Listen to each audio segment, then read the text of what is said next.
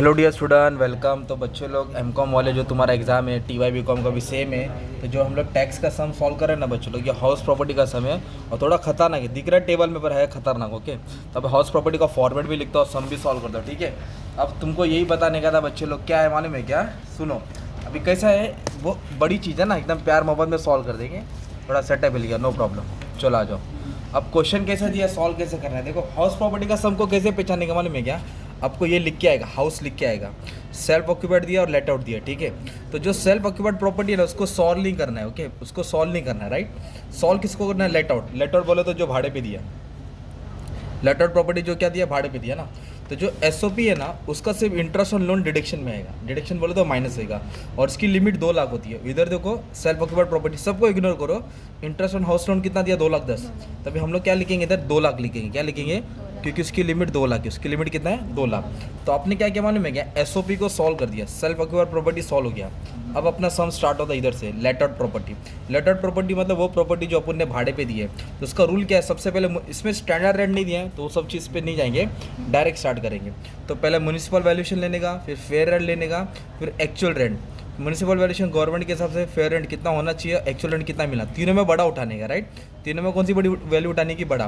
पर इधर क्या दिया, फेयर रेंट कितना दिया है? देखो, लेट आउट में 40,000 पर मंथ बोला। क्या बोला है? तो इधर लिखेंगे फेयर रेंट 40,000 पर मंथ। तो इंटू में क्या करूँगा, 12 करूँगा। ओके, 40,000 इंटू 12 किया तो 4,80,000 आया। ओके, या फेयर रेंट। अब उसके बाद क्या बोला है, म्यूनिसिपल वैल्यूएशन 45,000 पर मंथ। तो म्यूनिसिपल वैल्यूएशन में कितना लिखेंगे? 45,000 पर मंथ। कभी कभी साल का दिया रहेगा तो एसिडीज लिखेंगे ना। हाँ। तो अब इसको क्या करेंगे, 45,000 इंटू 12 करेंगे तो 5,40,000 आएगा। ठीक है, अब इधर क्या बोला, रेंट रिसीव, एक महीने का रेंट कितना दिया, 50,000। इधर बोला 3 महीना घर खाली था, वेकेंट था। तो जो खाली था ना, वैकेंसी, उसको साइड में रखो। अच्छा, एक महीने का भाड़ा कितना, रेंट रिसीव मतलब कितना मिला, 50,000। मतलब 50,000 के हिसाब से उनको 12 महीने का हिसाब लगाएंगे तो 6 लाख होएगा। कितना होएगा? 6 लाख। ओके, तो म्यूनिसिपल वैल्यूएशन लिखने का, फेयर रेंट लिखने का, एक्चुअल रेंट लिखने का, तीनों में बड़ा वैल्यू उठाएंगे। क्या उठाएंगे? बड़ा। तो तीनों में बड़ा कौन है मालूम है? 6 लाख। तीनों में जो बड़ा है 6 लाख है ना। ठीक है, अब उसमें से क्या माइनस करेंगे, जो घर खाली था, वैकेंसी था ना, तो उसको बोलेंगे अनरियलाइज रेंट। क्या बोलेंगे उसको? Unrealise rent. तो कितना महीना घर खाली था मालूम है? 3 महीना खाली था। देखो, कितना महीना घर खाली था? 3 महीना। तो एक महीने का भाड़ा कितना था? 50,000। एक महीने का भाड़ा कितना था? 50। तो 3 महीने का भाड़ा नहीं आया रहेगा ना, खाली है। तो 1.5 लाख को माइनस करेंगे, 1.5 लाख को क्या करेंगे, माइनस करेंगे। तो आपको मिलेगा 4.5 लाख। क्या मिलेगा? 4.5 लाख। इसको बोलेंगे गाँव, ग्रॉस एनुअल वैल्यू। क्या बोलेंगे? Gross annual value 4.5 lakh. 1 2 3 4 0। Okay, 4 0 है। तो वापस से म्यूनिसिपल वैल्यूशन लेने का, फेयर रेंट लेने का, एक्चुअल रेंट लेने का, तीनों में क्या उठाने का? बड़ा उठाने का। अगर ऐसे बोला ही नहीं रहता कि कुछ भाड़ा बाकी है, वैकेंसी नहीं है, तो जो तीनों का बड़ा है ना, वही तुम्हारा अमाउंट ग्रॉस एनुअल वैल्यू बनता। मतलब माइनस करने की जरूरत पड़ती नहीं। तो डायरेक्ट में यही वाला सम पढ़ा दिया ना। फिर इसमें से क्या माइनस करेंगे, municipal tax paid by owner. Municipal tax paid by owner इधर दिया, municipal tax paid by owner. हम लोग कौन सा सम सॉल्व कर रहे हैं? लेट आउट का ना। एसओपी को छोड़ो, तो कितना टैक्स पे रहा? 50। कितना भरा? 50। तो 50,000 क्या करेंगे, माइनस करेंगे। तो गांव में से टैक्स माइनस किया, तुमको 9 मिलेगा, 4 लाख। उसको बोलेगा नेट एनुअल वैल्यू। क्या बोलेंगे उसको? Net annual value. तो तीनों में बड़ा उठाने का, फिर म्यूनिसिपल टैक्स पेड माइनस करने का, 9 मिलेगा। और ये क्यों माइनस किया? रेंट जो नहीं आया था, क्योंकि वैकेंसी दिया था। अब हम लोग क्या कर रहे हैं मालूम है? हाउस प्रॉपर्टी कर रहे हैं। तो सैलरी में डिडक्शन क्या है? अंडर सेक्शन 16 आता है ना। तो हाउस प्रॉपर्टी में डिडक्शन है क्या है? Under section 24। तो इसमें 2 डिडक्शन आएगा। ओके, एक आएगा स्टैंडर्ड डिडक्शन आएगा और एक इंटरेस्ट ऑन बोरोड कैपिटल आएगा। तो स्टैंडर्ड डिडक्शन कितना परसेंट है? 30%। 30% किस पे निकालेंगे? एनएवी पे। किस पे निकालेंगे? एनएवी पे। मतलब जो 4 लाख है ना, उसका 30% डिडक्शन आएगा, दैट इज़ 1,20,000। डिडक्शन बोलो तो माइनस होता है। ठीक है, और एक डिडक्शन आएगा इंटरेस्ट ऑन बोरोड कैपिटल। देखो ना, एसओपी का मैंने कितना डिडक्शन लिया था? 2 लाख लिया था। वो माइनस में डालो ऊपर टॉप में, है ना, वो टॉप में आएगा। मतलब एसओपी सॉल्व हो गया था, सेल्फ ऑक्यूपाइड प्रॉपर्टी सॉल्व हो गया था। वैसे लेट आउट का भी दिया ना, इंटरेस्ट ऑन हाउस लोन 40,000। कितना दिया है? 40,000। तो 40,000 आएगा। इधर कितना भी अमाउंट आएगा, पर एसओपी में कितना आएगा? 2 लाख। तो कितना डिडक्शन मिला? 2 डिडक्शन मिला। डिडक्शन बोले तो काटने का है। तो एक स्टैंडर्ड डिडक्शन मिला ना, इस पर कितना परसेंट निकाला? 30%। और एक क्या निकाला? Interest on borrowed capital. तो 4 लाख में से 1,60,000 क्या करेंगे? माइनस करेंगे। ओके, तो 4 लाख जो तुम्हारा एनएवी है ना, दोनों क्या करेंगे? माइनस। तो ये 1,20 और 40 1,60,000 होता है। तो 4 लाख से 1,60,000 क्या करो? माइनस करो। अपने को मिलेगा 2,40,000। कितना मिलेगा? 2,40,000, है ना। तो ये आंसर देखो प्लस में, ये लेट आउट का आंसर प्लस में और एसओपी का आंसर माइनस में। ये प्लस है और ये माइनस। इसमें से ये क्या करेंगे, माइनस करेंगे, तो आपको 40,000 मिलेगा। क्या मिलेगा? ये 40,000 क्या है तुम्हारा? Income from house property. 40,000 क्या है तुम्हारा? Income from house property. ये प्लस है और ये माइनस, तो 40,000 तुम्हारा हाउस प्रॉपर्टी हो गया। अब हम लोग लिखेंगे इनकम फ्रॉम अदर सोर्स। क्या लिखेंगे? Income from other source. इधर देखो उसको 4 इनकम मिला है ना, तो 4 उसको पैसा आ रहा है। एक रेंट से आ रहा है, एक डिविडेंड आ रहा है, एक एफडी आ रहा है, एक इंटरेस्ट आ रहा है। तो पहले चारों नाम कॉपी करो। ओके, तो एक रेंट फ्रॉम सब लेटिंग। ओके, सब लेटिंग मतलब इधर से है ना, और एक डिविडेंड आ रहा है। क्या आ रहा है? डिविडेंड। तो पहले इसको अदर सोर्स बोलते हैं, यहाँ वहाँ से पैसा आ रहा है। एक इंटरेस्ट आ रहा है। क्या आ रहा है? इंटरेस्ट। और एक इंटरेस्ट आया एनएससी पे, नेशनल सेविंग सर्टिफिकेट। और एक इंटरेस्ट किस आया? डिपॉजिट पे। किस पे आया? तो मैंने क्या किया, चारों नाम यहाँ लिख दिया। अब अपने को पढ़ना है, सुनो।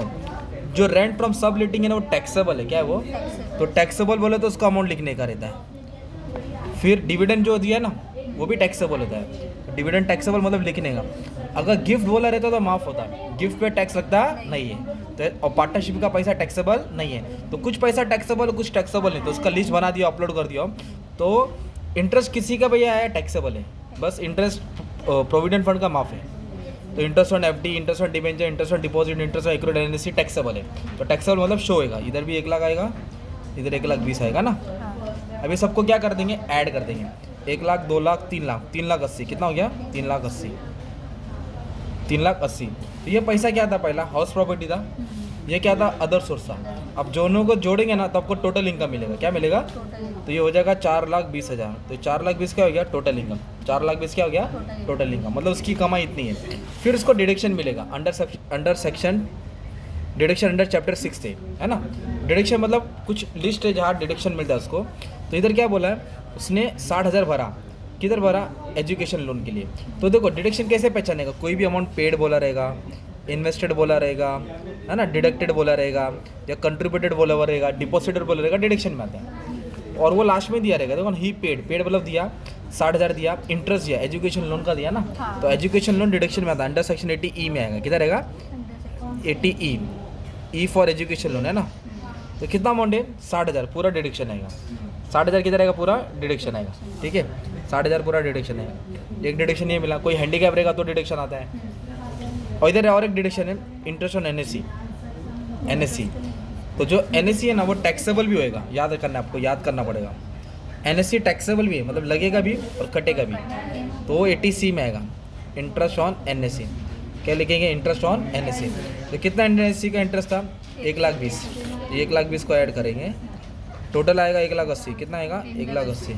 अब क्या करेंगे मालूम है क्या? ये 4,20,000 में से 1,80,000 माइनस करेंगे तो नेट टैक्सेबल इनकम मिलेगा। क्या मिलेगा? फिर जो भी टैक्स लगेगा इस पर लगेगा। ये हाउस प्रॉपर्टी का फॉर्मेट था ना। अब एक सम तुमको और शॉर्ट में बता देता हूँ ताकि तुम्हारा काम आसान हो जाएगा और समझ में भी आ जाएगा। ठीक है, ये देखो, एक सेकंड बच्चे लोग बताता हूँ। सब सम अपलोड कर दिया हूँ। अभी देखो इधर क्या दिया है? फेयर रेंट दिया है, म्यूनिसिपल वैल्यूएशन दिया है, रेंट रिसीव दिया।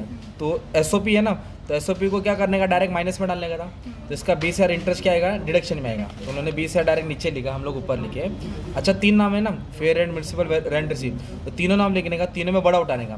तो तीनों में बड़ा कौन है? 1,00,000। तो 1,00,000 बड़ा हो जाएगा। तो इसमें से क्या माइनस करेगा? Municipal tax paid by owner. इधर देखो टीनेट बोलो तो भाड़ोत्री है, भाड़ोत्री वाला नहीं लेगा, ओनर ने कितना टैक्स बढ़ा? 10,000। तो 1,00,000 से 10 गया तो 90 है ना, तो 9 मिला, राइट। 9 पे 30% डिडक्शन आएगा ना, स्टैंडर्ड डिडक्शन। और एक डिडक्शन आएगा हाउस लोन।